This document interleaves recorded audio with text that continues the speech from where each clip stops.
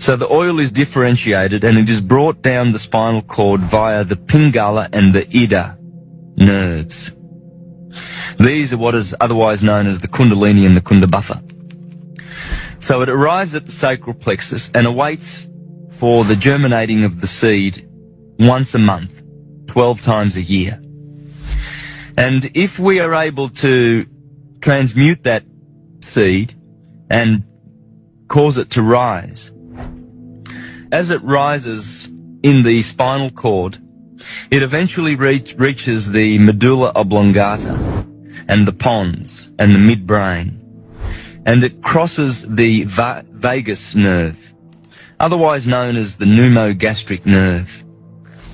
It's a nerve which descends from the brain area, from the pineal and pituitary glands, respectively, and it feeds the lungs and the stomach.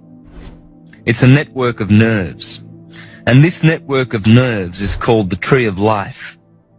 And you see, the ancients knew that this seed that is born in Bethlehem once a month is the Christ, and that if one were to abstain from sex during that period, that oil and seed would be saved, and it would rise, and it would burst through the heart chakra, through the throat chakra, and eventually the oil would arrive with its higher vibration, because you see at the bottom the oil has a very low vibratory rate, whereas with proper practices, meditation, breathing, good eating, and good peaceful behavior, one is able to raise that Christ, that oil, so that it crosses the vagus nerve at the top of the spinal column, the 33 vertebrae of the spinal column.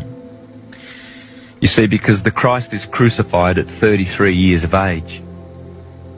When the oil arrives at the very, very top, there awaiting is the optic thalamus, an egg-shaped organ in the middle of the head. When it crosses this pneumogastric nerve, this is called the crucifixion.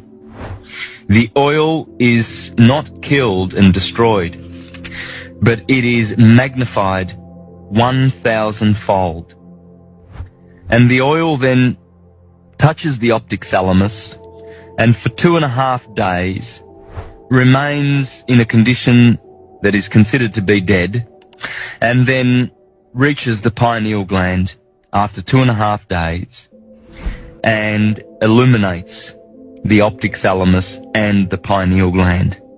The optic thalamus was known as the light of the world by the Egyptians and the Greeks, because they knew their physiology and anatomy, and they knew that this precious oil, which descended from the claustrum, from the cerebrum, and was differentiated in the pineal and pituitary glands, and descended the spinal cord, they knew that it would ascend eventually, and that the enlightened portion of mankind were able to cause this Christ oil to ascend, so that it would ascend to the optic thalamus and cause it to be lightened.